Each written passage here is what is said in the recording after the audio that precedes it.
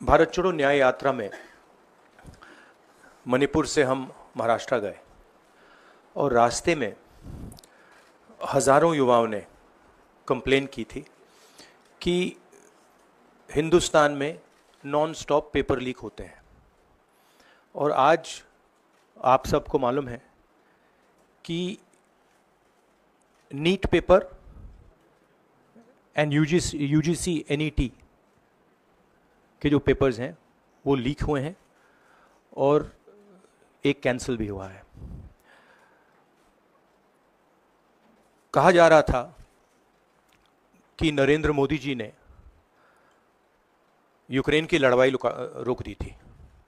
मतलब एक ऑर्डर देके जो रूस और यूक्रेन के बीच में लड़ाई चल रही थी उसको रोक दिया था, ब्रेक लगा दी थी।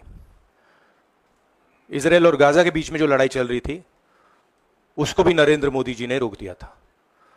मगर किसी ना किसी कारण जो हिंदुस्तान में पेपर लीक हो रहे हैं उसको नरेंद्र मोदी रोक नहीं पा रहे हैं या रोकना नहीं चाहते हैं। नुकसान स्टूडेंट्स का होता है। जो हिंदुस्तान के स्टूडेंट्स हैं, मैं जानता हूं कि आप इन एग्जाम्स के लिए महीनों सालों काम करते हो। ये आपका फ्यूचर है और आपके फ्यूचर से खिलवाड़ किया जा रहा है। मध्य प्रदेश में व्यापम हुआ और अब उस व्यापम को नरेंद्र मोदी जी और उनकी सरकार पूरे देश में फैलाने का काम कर रही है। मैं इंस्टीट्यूशनल कैप्चर की बात करता हूं, मीडिया की बात करी, अलग अलग हिंदुस्तान के जो संस्थाएं हैं उनकी बात की।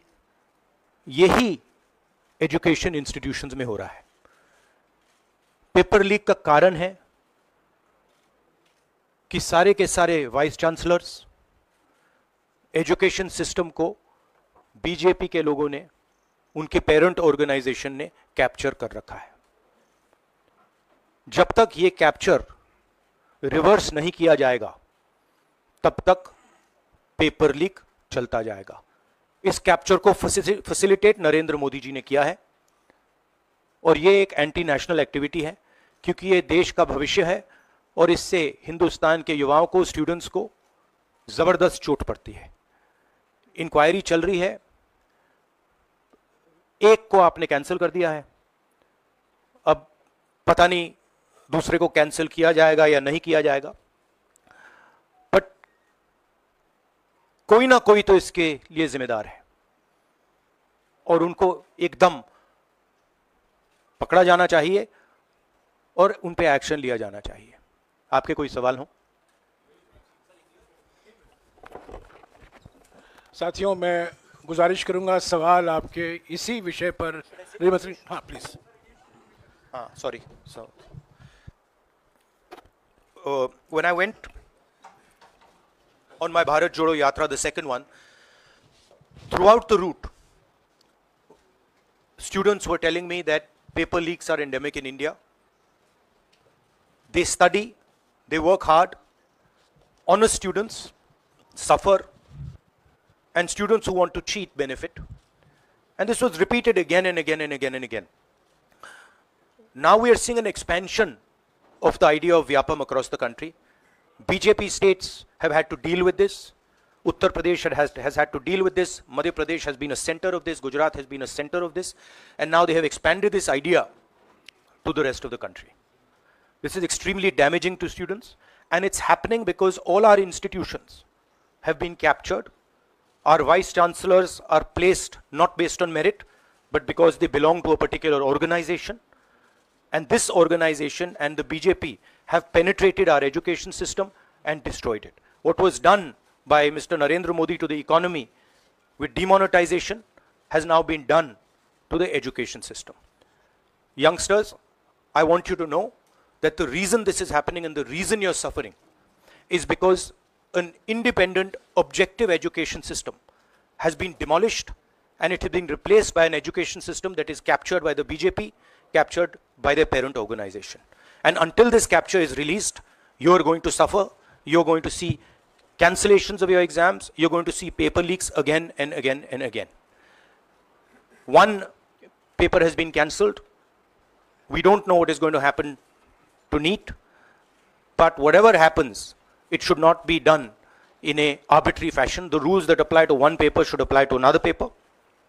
And it is very important that the people who are guilty here are brought to book and they are punished. Thank you.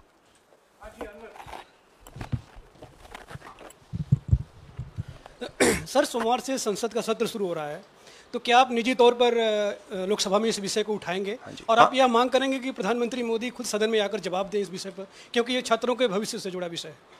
हाँ, बिल्कुल, सिंपल क्वेश्चन, हाँ उठाएंगे, पार्लियामेंट हाउस में उठाएंगे।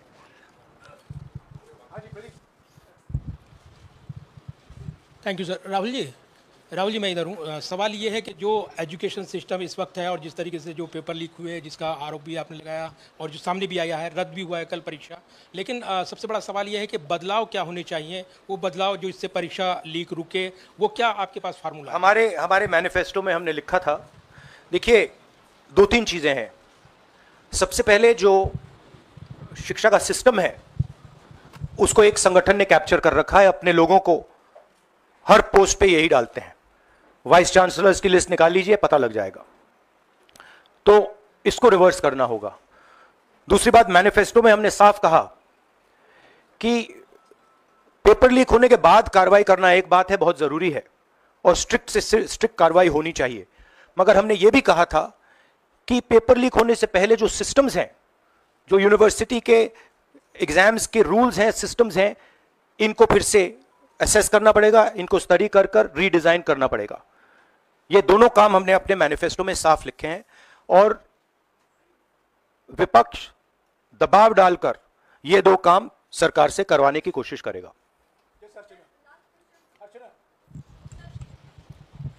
Rahul, do you think so? This is a education emergency, and till now, what is the stand? Government ने जितना भी stand लिया, do you satisfied with that stand? और सर मेरा दूसरा सवाल भी है, जिस तरीके से आप आज स्टूडेंट से मिल रहे हैं, आज let me answer the question. See, there is a huge pressure on our students, and the pressure comes from a number of directions. The first direction is the large-scale unemployment that is there in the country. Everybody understands it, everybody knows it, and one of the reasons the government suffered in this election was that all youngsters believe that Mr. Modi is incapable of solving the employment problem. So that's the first thing. Second thing is there's huge pressure because of this, and there are very few avenues for students in all areas, right? So you've cut off the job avenue. Now you're cutting off the exam avenue. You're saying, you can take an exam, you can study, you can work as hard as you want. On the last date, we're going to tell you that the exam is cancelled. So, that avenue is also shut. You've shut avenues like Agniveer. You've shut avenues like the public sector. So the youth of India have nowhere to go. It doesn't matter whether you're an IIT graduate, IIT student, or you're trying to join the army. The youngsters in India simply have no way through. And it's not just an educational crisis. It's a crisis in pretty much every sphere that we are facing. Now, before the elections, it was very clear that there was massive control of the media, massive control of the other institutions, so people were quiet. Now people are very clear that we're sitting on a disaster and we've got a government that is crippled, cannot do the job. It's literally walking around on one leg, right? So, yes, it's a crisis. It's a profound national crisis. It's an economic crisis. It's an educational crisis. It's an institutional crisis. So, but I don't see any response. I don't even see the capability of a response, right? So, हाँ नहीं 1 second. Bihar का भैया हमने कहा है कि inquiry होनी चाहिए और जो भी जिन्होंने भी पेपर लीक कराया है उनके खिलाफ कार्रवाई होनी चाहिए।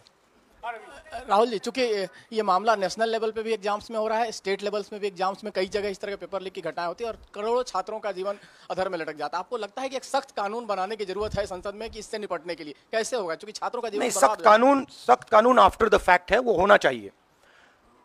मगर अगर आप मेरिट के बेसिस पर लोगों को नहीं जॉब देंगे, अगर आप आइडियोलॉजिकल लोगों को वाइस चांसलर बनाएंगे, इनकेपेबल लोगों को वाइस चांसलर बनाएंगे, एग्जाम्स के जो स्ट्रक्चर्स हैं, एग्जाम लेने के स्ट्रक्चर्स हैं, उनमें आप आइडियोलॉजिकल लोगों को डालेंगे तो ये काम होगा। ये इसका सबसे बड़ा कारण BJP and its parent organization ने जो कैप्चर किया है ये है। और अगर आप कल्प्रिट ढूंढना चाहते हैं तो मैं आपको बताता हूं, जिन लोगों ने हिंदुस्तान के इंस्टीट्यूशंस को डिस्ट्रॉय किया है, जो पहले ऑब्जेक्टिव हुआ करते थे, इम्पार्शल हुआ करते थे, वो आज इम्पार्शल नहीं है, ऑब्जेक्टिव नहीं है, आइडियोलॉजिकल बना दिए गए हैं और मीडियोकर लोगों को इन इंस्टीट्यूशंस में बैठा दिया गया है। इसका मेन कारण यह है, और इसका आप एपिसेंटर देखिए, पूरा देश जानता है, युवाओं आप सब जानते हो कि इसका पहले एपिसेंटर मध्य प्रदेश हुआ करता था, वहां पे 40-50 लोगों की हत्या हुई थी, ये तब शुरू हुआ था। आप जानते हो कि गुजरात में, उत्तर प्रदेश में और मध्य प्रदेश में इन चीजों का एपिसेंटर है। और आप यह भी जानते हो कि बीजेपी के लोग कहते हैं कि हमारी लेबोरेटरी मध्य प्रदेश और गुजरात है। तो लेबोरेटरी से यह काम शुरू हुआ है और अब यह काम देश में फैल रहा है और आपका इससे नुकसान हो रहा है। जब तक यह रिवर्स नहीं किया जाएगा, जब तक हिंदुस्तान के इंस्टीट्यूशंस इनके हाथों से नहीं छीने जाएंगे और इफेक्टिव, ऑनेस्ट, इम्पार्शियल लोगों के हाथ में नहीं जाएंगे, तब तक यह होता रहेगा। और मैं आपको बता रहा हूं, जब तक बीजेपी रहेगी यह बढ़ता जाएगा।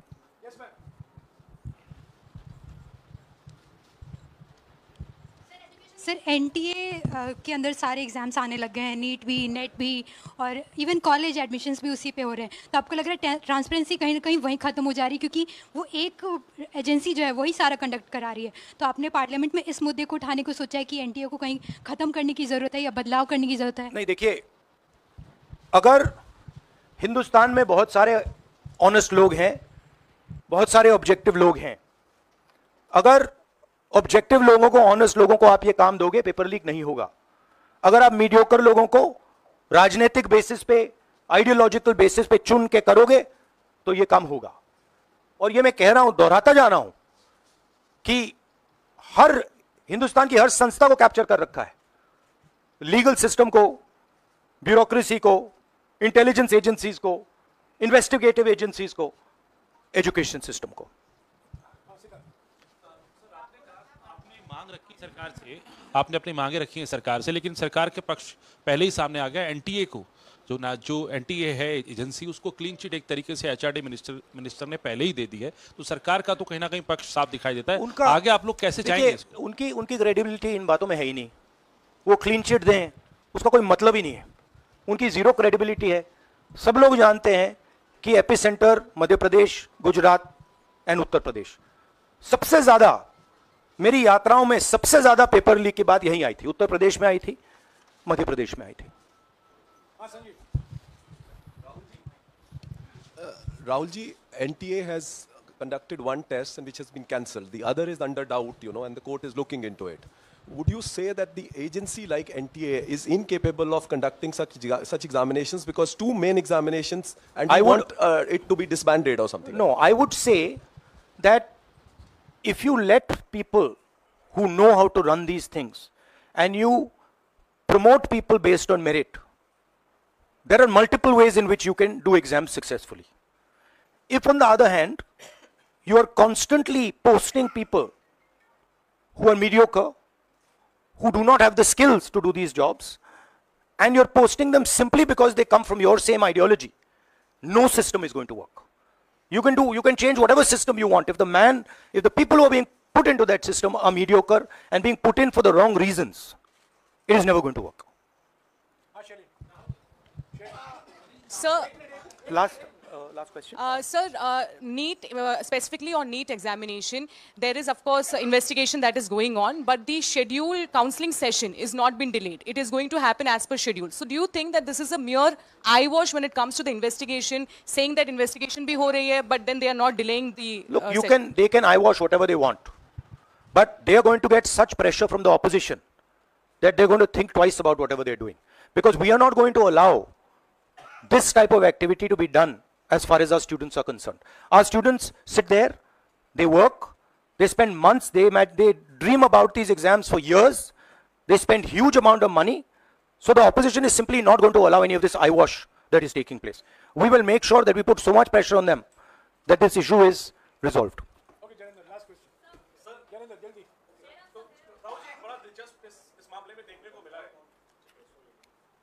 तो इसी विषय पर इस मामले में एक अजीब स्थिति है कि जो आरोपी हैं पटना में वो स्वीकार कर रहे हैं कि उनको पेपर पहले मिल गया था, यानी सीधे सीधे पेपर लीक का केस है।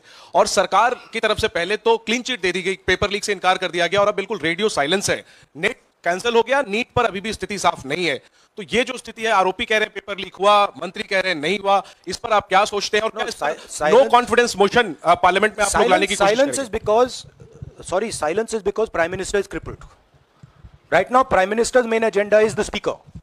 So he's not bothered about NEET. He's not bothered about all these things. He's bothered about कि भैया मेरी सरकार निकल जाए यहाँ से और मेरा speaker बन जाए. Right? That is where he is right now. That's where his mind is. Right? So essentially, the main thing is that we have a government now, right, and a Prime Minister now, who will find it very difficult to function. The Prime Minister, if I might say so, is psychologically broken. He has collapsed, psychologically collapsed. And he will struggle, knowing his personality, he will struggle to run a government like this. Because his entire sense of running a government, the idea of running a government, Mr. Modi's idea is to generate fear in people, to frighten people, to make people not speak. You're aware of that. Now what has happened is people are not scared of him. And you saw the other day, I think somebody in Varanasi itself threw a chappal on his car. Right? So it's very clear. The basic concept of Modi has been destroyed in this election. If we were faced with if right now you had a Vajpayee ji or a Manmohan Singh ji, they might be able to survive what they are faced with. Because there is humility, there is conciliation, there is respect. But Narendra Modi does not believe in any of these things. Narendra Modi believes my way or the highway. And now suddenly he's found that earlier there were Congress people who were not scared of him. Now nobody in the country is scared of him. Right? So psychologically it's almost a fatal blow for the Prime Minister, and he's going to really struggle. And of course now we have a stronger opposition. So it's going to be interesting and quite a lot of fun. Thank you. देखिए क्या हुआ, आपने जो नरेंद्र मोदी जी का जो concept था और वो गुजरात में शुरू हुआ था, गुजरात से वो गुजरात मॉडल फिर वो नेशनल लेवल पे लाए। कॉन्सेप्ट क्या था? कॉन्सेप्ट था मार्केटिंग, हजारों करोड़ रुपए की मार्केटिंग और डर, एजेंसी का डर, मीडिया का डर, सरकार का डर। अब हुआ क्या? अब देश में कोई उनसे डरता ही नहीं है। मतलब एक तरीके से रिडिक्यूल करते हैं। जो पहले 56 इंच की छाती थी, अब नंबर तो नहीं दे सकता हूं, बट 30-32 हो गई है। राइट? तो अब पूरा जो ढांचा था, इतना बड़ा गुब्बारा था, वो इतना बड़ा हो गया। अब इससे नरेंद्र मोदी जी को साइकोलॉजिकल बहुत टेंशन होगा, बहुत प्रॉब्लम होगी, क्योंकि उनका जो काम करने का तरीका है वो लोगों को डराने का है, धमकाने का है। अब वो डर चला गया। आपने देखा, पता नहीं देखा या नहीं, वाराणसी में वो चप्पल मार दी किसी ने। अब आप इमेजिन कीजिए, चुनाव से पहले अगर कोई मारना भी चाहता था डरता, तो वो जो डर था वो गायब हो गया, खत्म हो गया। और इंटरनल भी प्रॉब्लम्स हैं, इनकी पार्टी में प्रॉब्लम्स हैं, इनके पेरेंट ऑर्गेनाइजेशन में इश्यूज हैं। तो मेरा कहना है कि जो नरेंद्र मोदी का जो कॉन्सेप्ट था उसको ऑपोजिशन ने डिमोलिश कर दिया, खत्म कर दिया है। उसको आप 56 इंच की छाती कहें, उसको आप डर कहें, उसको आप मतलब जो बिग नरेंद्र मोदी जी की जो इमेज थी उसको फाड़ दिया हमने। अब अगर वाजपेयी जैसे लीडर होते जो जिनमें ह्यूमिलिटी थी, मनमोहन सिंह जी जैसे जिनमें ह्यूमिलिटी थी, लोगों की रिस्पेक्ट करते थे, बात सुनते थे, ऐसी सिचुएशन वो काम निकाल सकते थे। मगर ये नरेंद्र मोदी जी की स्टाइल ही नहीं है। नरेंद्र मोदी जी मतलब किसी की सुन नहीं सकते, बिना फोर्स काम नहीं कर सकते। तो ये अब मामला है। और दूसरी बात, बहुत मजबूत ऑपोजिशन है, तो काफी मतलब इंटरेस्टिंग समय है। Thank you.